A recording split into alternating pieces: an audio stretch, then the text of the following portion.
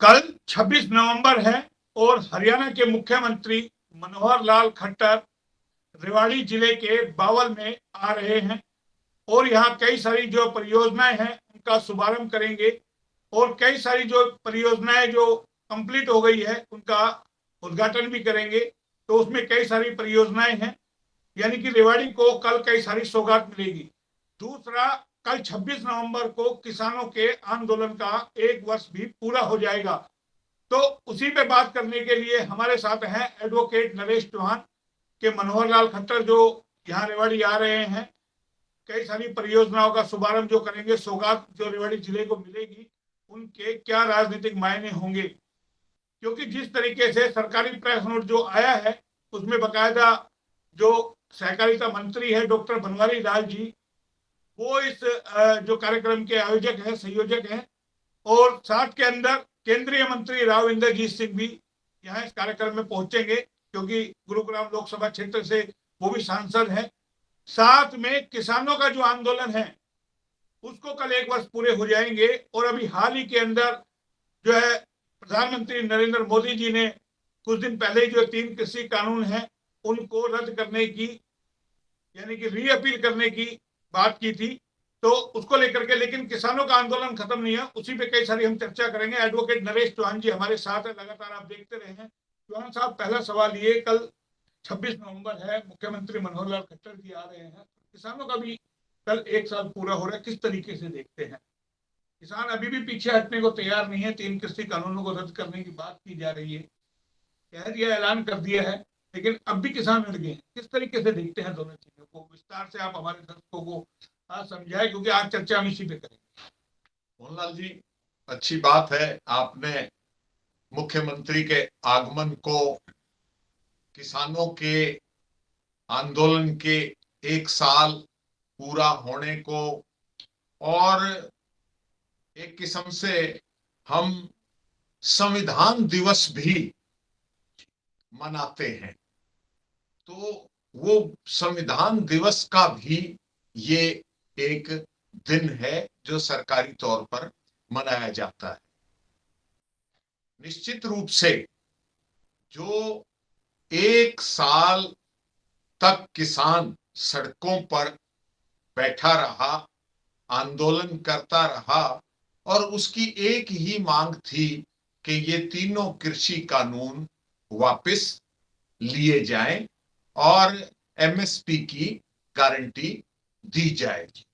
सैकड़ों किसानों ने अपनी जान गंवाई, धूप में, सर्दी में, बरसात में, वो मौसम की मार भी उन्होंने झेली, लेकिन बड़े शांतिपूर्वक ढंग से ये आंदोलन 1 साल पूरा हुआ।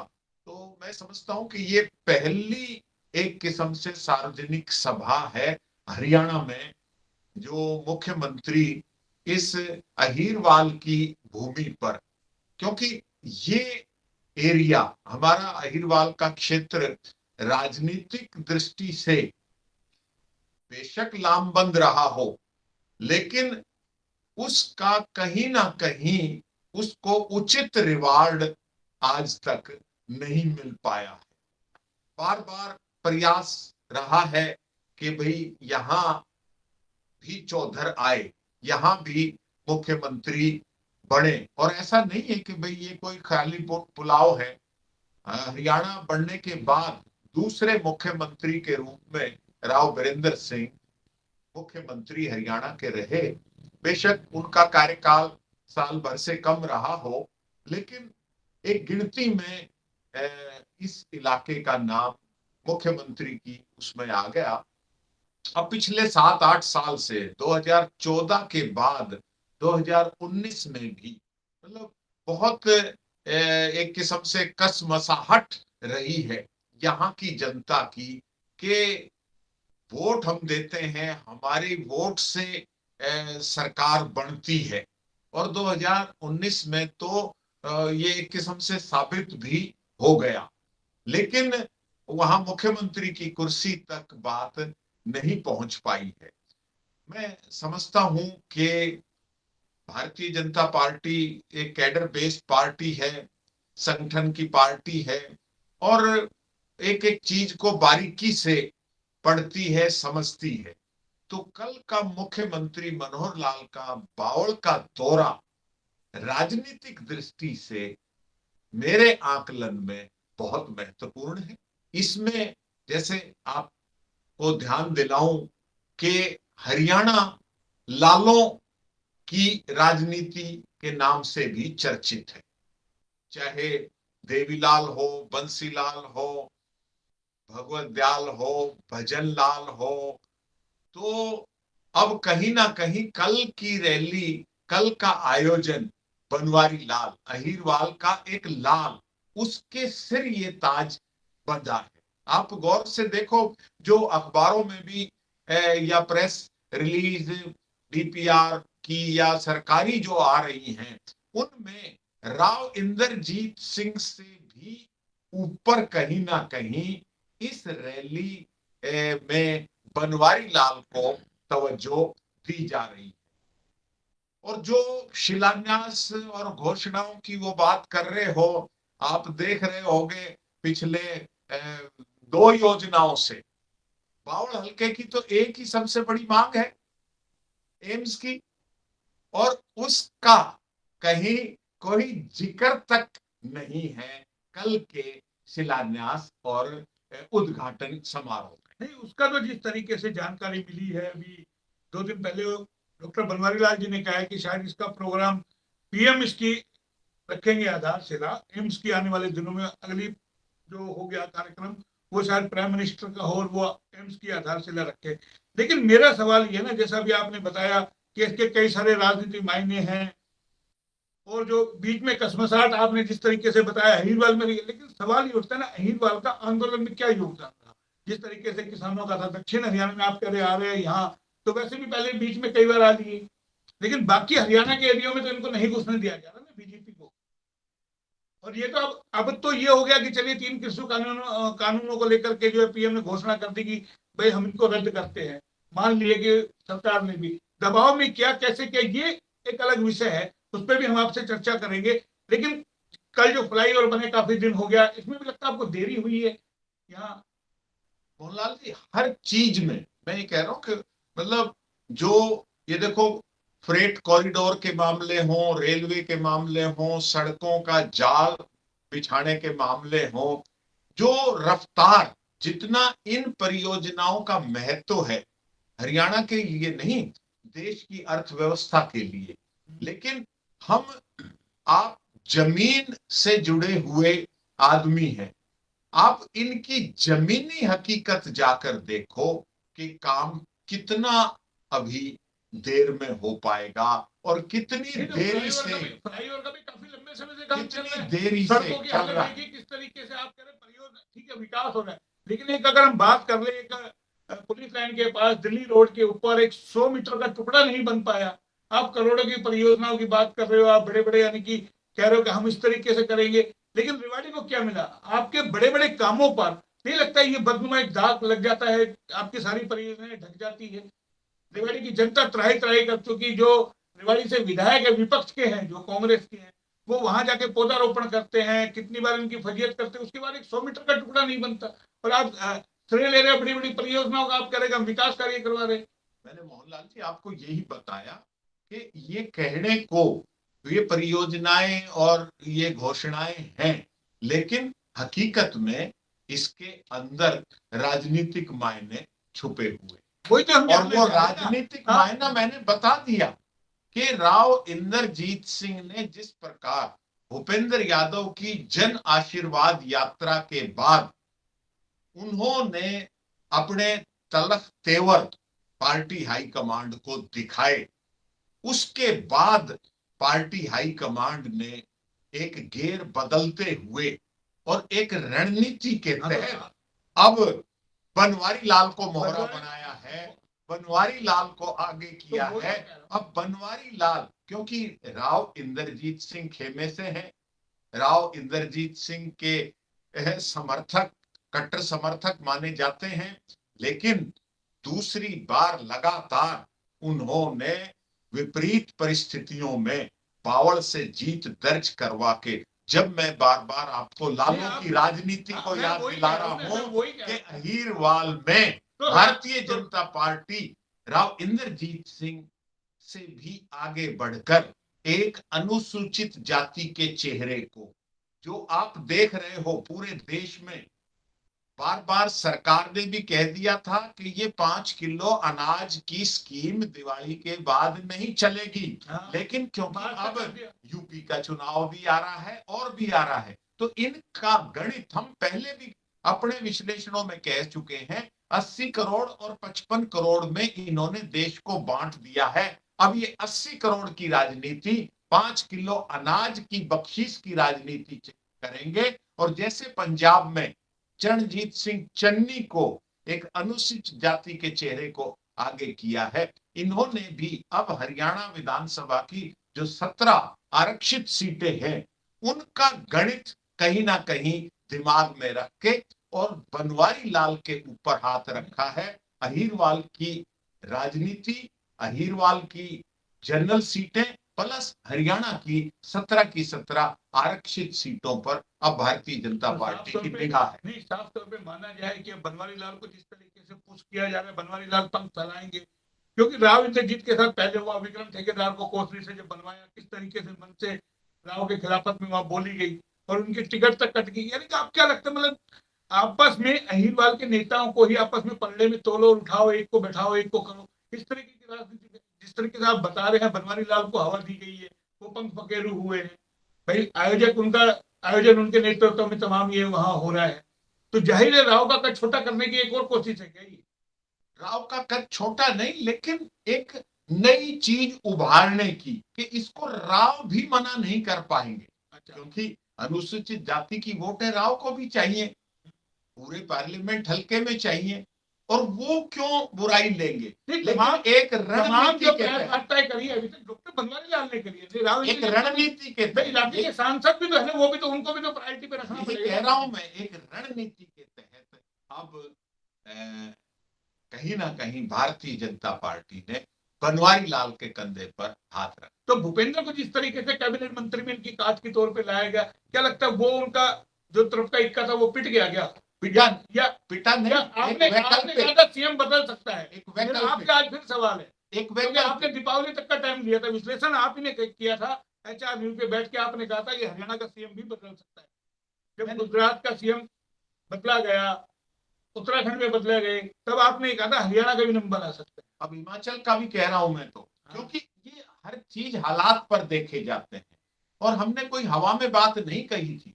उस बात को, बात हमारे चैनल की या आम आदमी की, अखबार की, सब जगह जाती है, और ये कोई हम ही नहीं कह रहे थे। खबर के बाद तो बड़े बड़े अखबारों ने कहा है, चैनल ने चलाया। यही कह रहा हूं मैं कि ये हम नहीं कह रहे, ये हालात की जो एक तो मैं विश्लेषण पूछ होता रहा हूँ है। क्या पलटा, अब क्या पलटा नहीं, मैं हाँ। ये कह रहा हूं कि भूपेंद्र यादव को चीफ मिनिस्टर बनाने पर एक बाई इलेक्शन और झेलना पड़ता। अच्छा, अब एलनाबाद का जो बाई इलेक्शन, हाँ। इन्होंने इसको ये- कहते हैं ना टेस्ट करने के लिए, और उसमें कहीं ना कहीं भारतीय जनता पार्टी कामयाब दिखी कि 60,000 वोट, एक तरफ तो किसान और सब लोग के, हम इनको गांव में नहीं घुसने देंगे, और 60,000 वोट ले जाना, कांग्रेस की जमानत जब तोड़ा, मैं कह रहा कांग्रेस का जमानत मान जब गए, तोड़ा, लेकिन 60,000 भाई- इनका वोट ले जाना,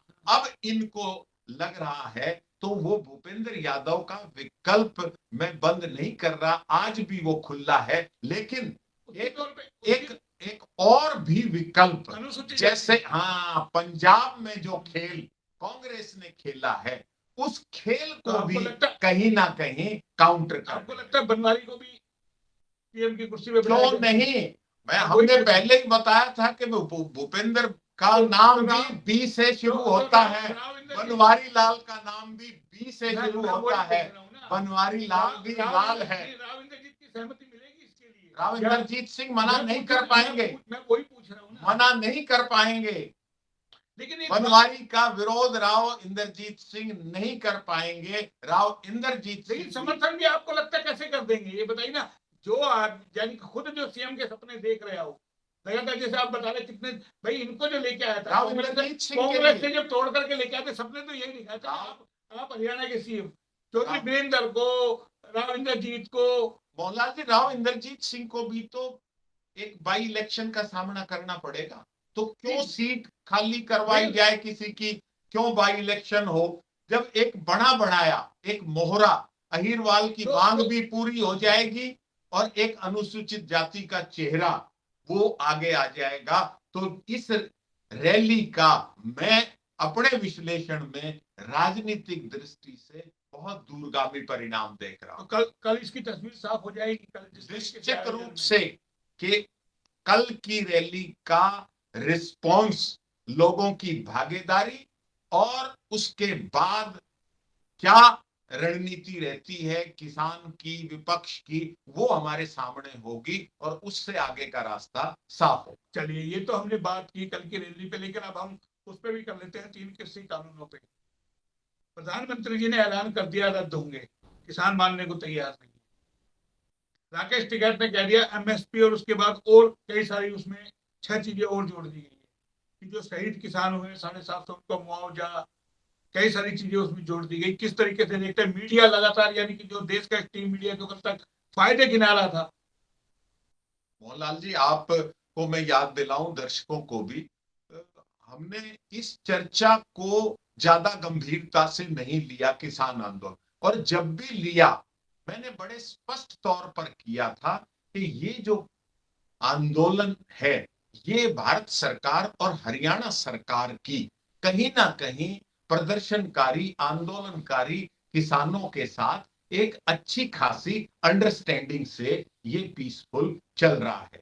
और हमने ये भी कहा था कि जिस दिन चाहेंगे, ये सरकार के हाथ में है, इस आंदोलन को ये वापस भी करवा लेंगे। नहीं, या जमीन उपचुनाव हुए ना, उसका नतीजा है ना। यूपी में आप अंदर की सर्वे कराते हैं, तमाम बगावत आपके अंदर होती है।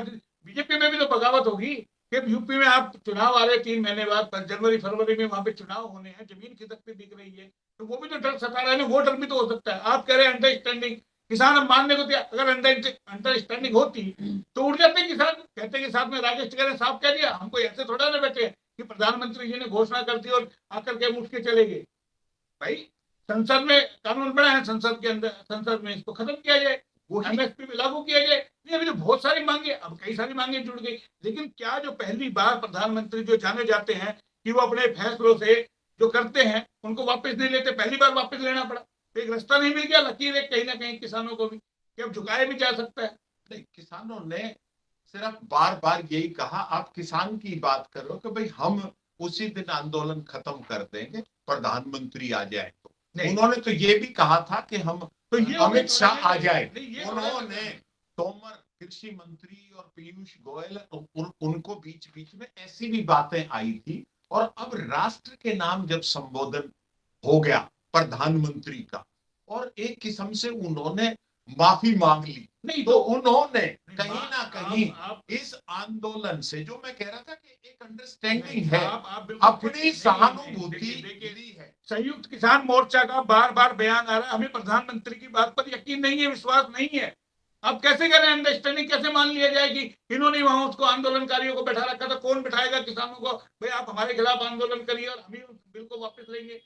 इन्होंने तो जो 2 साल के 3-3 अरे मोहनलाल जी, एक चैनल का 3-3 रिपोर्टर, एक ही चैनल से 3-3 रिपोर्टर राकेश टिकैत को घेर रहे हैं, 2 साल जा रहे हैं। 2 साल सरकार ने इनको पुट इन होल्ड कर दिया। कानून लागू कहाँ हुआ है? ये अरे नहीं हो रहा, मतलब कानून लागू कहाँ हुआ है? किसान तो 1 साल से बैठे, दबाव तो पड़ी गया ना। जिस तरीके से किसानों का अल्टीमेटम था 26 तारीख को लेके कि 1 वर्ष पूरा हो रहा है, हम दिल्ली संसद पे कूच करेंगे 5-5 को, वो दबाव भी तो है ना। उपचुनाव में क्या स्थिति इनकी हुई, अंडरस्टैंडिंग आपने तस्वीर देखी होगी, योगी के साथ मोदी की तस्वीर देखी होगी। पीएम जो है गाड़ी के अंदर है और जो सीएम जो पैदल पैदल चल रहे हैं, वो तस्वीरें क्या क्या बयान करती है। आप ये ना, आपने ये भी तो देखा होगा ना कि किस तरीके से, मतलब अपोजिशन को वहां मंच पर जगह नहीं मिली और अपोजिशन अपने सारे मुद्दे भूल के किसानों के समर्थन में आ गए। मतलब लेकिन किसानों ने उनको मंच भी नहीं दिया और माइक भी नहीं दिया। कोई बात, ये एक अंडरस्टैंडिंग आपकी नहीं, राजनीतिक, उन्होंने तो कहा वो था देखो। हमारा नहीं, किसानों ने ये कहा था शुरू से राजनीति मंच नहीं होगा हमारा, लेकिन साफ तौर पे। लेकिन राजनीति लेकिन तो गई ना, तो अब तो ये- अपोजिशन ने राजनीति अरे करी। अरे अपोजिशन के पास आज मुद्दा खत्म हो गया जब प्राइम मिनिस्टर ने वो वापस नहीं, ले तो लिए। कहाँ आंदोलन खत्म हुआ, वो बैठे हैं, वो कहते हैं अब एमएसपी आप पहले बनाइए, एमएसपी पे एमएसपी, गारंटी बिल आप लेकर के आइए, एमएसपी पे वो गड़ेगी, फांस बन गई। वो कह रहा हूं मैं वो तो आपको, किसान तो अभी आंदोलन तो खत्म होता नहीं दिख रहा ना, आपकी बातें तो सब खत्म हो गई ना। कल तो की मैसेज रैली चला- बताएगी, मैसेज चला कल गया है की ना, रैली बताएगी। मैं वही कह रहा हूँ। हाँ, तो कल की रैली बताएगी कि किसान कहाँ है, आंदोलन कहाँ है। किसान वही है, मुजफ्फरनगर में रैली हुई है, कमाल कर रहे हो, तो भीड़ यहाँ की। हम बावल की बात कर रहे हैं, जयसिंहपुर खेड़ा पर भी यहाँ तो नहीं है, आंदोलन। दक्षिण यही कह रहा हूं मैं। दक्षिण हरियाणा का योगदान नहीं है। और ये आज दक्षिण हरियाणा का बावल के एरिया के चंद छोड़ दिए जाए हाँ। कि कुछ किसानों ने, जाट नेताओं ने आंदोलन में हिस्सा लिया, लेकिन बाकी अहिरवाई क्षेत्र के तो लोगों ने नहीं लिया ना। ठीक है। यहाँ की बातें छोड़ दीजिए, यहाँ तो आंदोलन का विरोध किया गया, मसानी बैरक से उनको उठाया गया बाकायदा। बाकी वहां की लेकिन आपके यहाँ सांसद यूपी की सांसद महोदय ने भी तो आपकी रैली में कहा ना, अपने शहीदी दिवस पर के किसानों की बात सुननी चाहिए। तो मानते हो ना कि चौतरफा दबाव पड़ रहा था, बीजेपी पे, मोदी पे पड़ रहा था लगातार, लोग बगावत कर रहे थे, मुंह खोलने लग गए थे। सत्यपाल मलिक का बयान आप सुनिए, किस तरीके से वो बार बार कह रहे हैं कि आपको सुननी पड़ेगी, किसान आपको भाग खदेड़ देगा। विपक्ष को आप आरोप लगा रहे, राहुल गांधी लगातार संसद में कह रहे थे कि किसान आपको खदेड़ देगा, मजदूर आपको खदेड़ देगा, वो स्थिति सामने आई, तो इसके मतलब उसकी बात सही होगी ना, जिसको पप्पू बनाने में करोड़ों रुपए इनको खर्च करने पड़े, अरबों रुपए खर्च करने पड़े, तो इसके सामने तो ये पप्पू बन गए ना। पप्पू कौन असलियत? सवाल तो ये उठता है ना। राहुल गांधी, अब मैंने कहा राहुल गांधी ने कुछ भी किया, राहुल गांधी ने नहीं, पहले कह दिया वो कह रहा है कि 4 लाख रुपए दो कोविड के। हाँ, दो क्यों नहीं दो? कौन दे? आपने ऐलान किया था, वो सरकार से कह रहा है। सरकार ने ऐलान तो किया था। राजस्थान में भी कांग्रेस की अरे तो सरकार वो- है, छत्तीसगढ़ में कांग्रेस की सरकार है, आप सेंटर की बात हो रही है, पंजाब में कांग्रेस की सरकार सेंटर है। की बात हो रही है, आप स्टेट पे मत जाइए। क्यों ना जाए, सवाल सरकार नहीं। तो सरकार होती है। राजस्थान में मुआवजा मिला है, 1-1 लाख रुपए लोगों को दिया हरियाणा गया है। में भी मिल रहा है। हाँ, तो 4 लाख की बात थी ना, वो तो सेंटर से कह रहे थे कि आप 4 लाख रुपए की आपने बात की थी, 4 लाख दे मुआवजा। अब आप पीछे क्यों हट गए? अब सवाल तो वो उठ रहे हैं ना, वो चीज सड़क पर आके उठाई यानी ना। कि जो बिल कहीं ना ये कहीं घर में बैठ के मोहनलाल जी ट्विटर मेरा- पर, मेरा- सोशल मीडिया आप पर बिल्कुल- ये मेरा आंदोलन नहीं सवाल ये चलते। है कि ये कहीं ना कहीं तीन ये किसान जैसे बैठे, ऐसे कांग्रेसी राहुल गांधी क्यों नहीं बैठ रहा है? किसने रोक रखा है? उनको जरूरत नहीं है, नहीं बैठ रहा। अब मेरा नहीं- सवाल ये वो सत्ताधारी irrelevant पार्टी, है। सवाल है सत्ताधारी पार्टी। सत्ताधारी हम अपना ये काम पूछ कर रहे रही हैं, है। सत्ताधारी का हम ये काम, पूछ रहे हैं, जब 80 करोड़ आदमियों को 5 किलो अनाज दे अरे के तो चल आप- रहा है, तो तो वो वो- 4 लाख तो क्यों वही दे? अरे वही तो विरोध हो रहा है कि 80 लाख को नाच देने के बाद भी आपको यूपी में वोट नहीं मिल रहा, यूपी आपका जा रहा है, वो खतरा सता रहा है यूपी का सबसे बड़ा। अब ये इसके तो- बाद अगर 22 में आप हार गए तो 24 में आप भी गए, ये तो कभी तो बदलाव हुआ है ना। इसके ये मतलब तो- चौतरफा दबाव है ना कि आपका 5 किलो गेहूं काम नहीं कर रहा। आप सोचते हैं पैसों से हम चुनाव लड़ लेंगे, पेट की भूख कहीं ना कहीं वोटों को बदलेगी, वो भी तो तकलीफ हो रही है ना। समीकरण तो ये ये सारे राजनीतिक समीकरण आपकी हैं। बात ठीक है, किसान के नाम पर आपने देखा, आप खुद कह रहे हो कि भाई अहीरवाल में इसका कोई असर नहीं। अहीरवाल को छोड़िए, नहीं, अहीरवाल ने तो नहीं, नहीं छोड़ना किया आंदोलन। नहीं। मैं कह रहा हूं कि वहां जो बैठा है, या सरदार बैठा है या जाट किसान बैठा है, उन आदमियों को एक पॉलिटिकल, उनके अंदर स्टिंक्ट है राजनीति का, और वो एक लामबंद होते हैं। वो पावर लेना भी जानते हैं, पावर छीनना भी जानते हैं, पावर गंवाना भी जानते हैं, लेकिन उनको कहीं ना कहीं कुंठित करने की भी इस सरकार की नीयत है कि ये हार जाए, थक जाए, टूट जाए, बिखर जाए। तो नहीं हुआ ना जो सरकार की मंशा थी, वो तो जो वो टाइम बीजेपी की बताएगा, मंशा थी, जो आरएसएस की वो मंशा, समय वो नहीं बताएगा। लगे ना। वो तो आप गए ना, आपने अगर बिल वापस ले लिए तो डर आपके अंदर है। 2 महीने में चुनाव है, आपको लग रहा है जमीन जा रही है आपकी। मैं वही तो पूछ रहा हूँ, क्या ये जो खौफ, जो डर कहीं ना कहीं घुसा, उसने कहीं ना कहीं झुकने पे मजबूर कर दिया ना। किसानों की जीत हुई ना, किसान जिस तरीके से क्या। और अब आप, एक और सवाल मेरा अंत में मैं आपसे कर, क्या किसान उस 1 साल के दर्द को भूलेगा? आपने कैसे किले ठोकी, आपने किस तरीके से, हमने सर्दी, बरसात, गर्मी, हमने तमाम चीजें झेली, किस तरीके से हमारे पर हमले हुए, गाड़ी हम पर चढ़ा दी गई किसानों पर। क्या किसान उस दर्द को भूल पाएगा? क्या सवाल ये है ना, क्या आप भूल जाएंगे? अगर आप वकीलों के साथ इस तरह की स्थिति हो, क्या आप भूल जाएंगे क्या उन चीजों को? देखो, भारत की संस्कृति, भारत की सभ्यता, भारत की कल्चर जो है ना, वो माफ करने में ज्यादा विश्वास रखती है। लेकिन मतलब तो इन्होंने तो भारत का जनमानस बहुत जल्दी भूल जाता। नहीं आप ऐसा इन नहीं बातों को होता, छोड़ो। नहीं भूला जाता, इतनी वो आसानी से नहीं है। वो बताएंगे। वही तो डर सता रहा है ना, वो आप क्या बताएंगे। नहीं भूलेगा, आपका 5 किलो गेहूं देने के बाद भी वोटर वोट नहीं देगा, आप 4 लाख कोशिश कर लीजिए। सर्वे तो इन्होंने भी कराया होगा, ऐसे तो झुकने वाले मोदी जी भी नहीं, ये तो आप मान लीजिए कि जो आदमी कल तक कह रहा था बिल तो वापसी होंगे नहीं, कृषि मंत्री तोमर बिल तो वापसी होंगे नहीं, भीड़ होती है तो क्या बिल वापस हो जाएंगे, भीड़ इकट्ठी हो जाएगी, फिर क्यों हुए? जो इतना ताकत से बात कर रहे थे, आखिर कहां डर सता रहा, कहां उनमें चिंता है? ये भी तो मैसेज एक गया ना, आम जनता में तो चला गया ना कि झुकता भी है आदमी, झुकाने वाला चाहिए, तो झुका दिया किसानों ने। और अभी भी बिल वापस नहीं हो, मतलब यानी कि किसान वहां से उठने का नाम नहीं ले रहे। अब किसानों को रास्ता मिल गया, एमएसपी भी लागू होगी, अगर अब हट गए तो कभी नहीं होगा। घर वापसी तो नहीं है, सीधा सीधा भी अब एक राकेश टिकैत से उगलवाने के लिए देश का स्ट्रीम मीडिया एक एक चैनल अपने 3-3 रिपोर्टर उतार रहे, वो काबू में नहीं आ रहा राकेश टिकैत किसी के, एक के बाद एक बयान दे रहे। भाई तो जिस तरीके से राकेश टिकैत ने पूरे आंदोलन को हैंडल किया, अब कहीं ना कहीं तो सराहनीय उसका काम है ना, तो काबू में तो नहीं आ रहा ना किसी के भी। जितना उकसाने की उसको कोशिश की जाए, जितना उसको चिलवाने की कोशिश की जाए कि किसी तरीके से गलत बोले, उसमें तो कोई कामयाब नहीं हुआ। अब वो तो राकेश टिकैत और वहां वो बैठे हुए वो आदमी, उनकी क्या रणनीति है वो बताए। हाँ, लेकिन सरकार की, मोहनलाल जी, रणनीति सिर्फ मेरा सवाल ये है ना, सत्ता में बने रहना, हाँ, सत्ता में दोबारा आना। तो सरकारों की तो ये नीति रहती है, उसके लिए किसान को लड़वाओ, मजहब को लड़वाओ, भाषा को लड़वाओ, क्षेत्र को लड़वाओ, सत्ता की कुछ भी करो, क्यों नहीं? ये नहीं झुकने के लिए मजबूर कर दिया, राजनीति करने आए हैं, ये हड़ताल बजाने नहीं आए हैं, ये बार बार कह रहे हैं। अभी सत्र चलेगा, उसमें भी कई सारे मुद्दे उठेंगे, अभी तो चाहिए, देख रहे हैं कई बिल पास का। मैंने कहा कि ये हम संविधान दिवस की भी वर्षगांठ मना रहे हैं, तो संविधान के मुताबिक काम होने चाहिए। विपक्ष उन बातों को क्यों नहीं उठा रहा? इस कोरोना काल में कहां संविधान की बातें आई, कहां इसमें वो चीजें आई, उन चीजों को विपक्ष क्यों नहीं उठा? मिलाकर के अभी हमारे 2 मुद्दे थे, विपक्ष से छोड़िए, विपक्ष एक मिनट है या नहीं है, हम उस पर बात ही नहीं कर रहे। हमारा तो मेन टॉपिक था कि जो किसान, कल उनका 1 वर्ष पूरा होने जा रहा है किसानों के आंदोलन का, लेकिन किसान अभी झुकने को तैयार नहीं है। भले ही पीएम ने घोषणा कर दी हो कि 3 कृषि कानूनों को रद्द किया जाता है, लेकिन किसान अभी मानने को तैयार नहीं है। उन्होंने अब अपनी नई नई मांगे अड़ा दी, और जाहिर है कि सरकार अगर झुकी है तो अब आगे और भी, यानी कि एमएसपी जो सबसे बड़ा है उनका जो पॉइंट कि एमएसपी पर कानून बने, गारंटी मिले, तो उसको लेकर के, क्योंकि किसानों की औने पौने दामों में जो फसल की खरीद हो रही है, किसानों को जो नुकसान हो रहा है, या जिस तरीके से देश का किसान जो बर्बाद हो रहा है, वो कहीं ना कहीं नजर आ रहा है। तो अब जिस तरीके से किसान लड़े हैं, कल 26 नवंबर है, इसके बाद फिर हम बैठेंगे, चौहान साहब से चर्चा करेंगे। कल बावल की रैली भी हम देखेंगे कि किस तरीके से मुख्यमंत्री मनोहर लाल खट्टर आ रहे हैं, राव इंद्रजीत भी वहां मंच पे होंगे, डॉक्टर बनवारी लाल भी होंगे। जिस तरीके से भी चौहान साहब ने बताया कि कहीं ना कहीं अनुसूचित जाति का चेहरा भी सीएम हो सकता है, और जिस तरीके से कहीं ना कहीं क्या बीजेपी बनवारी लाल को आगे पुश कर रही है, तो अहिरवाल के अंदर जिस तरीके से भी साफ तौर पे चौहान साहब ने बताया, उसके भी हमें मायने देखेंगे, और कल क्या कुछ होता है वो भी देखेंगे। बने रहिए आप हमारे साथ, फिर आएंगे किसी नए टॉपिक पे। तब तक के लिए नमस्कार। नमस्कार।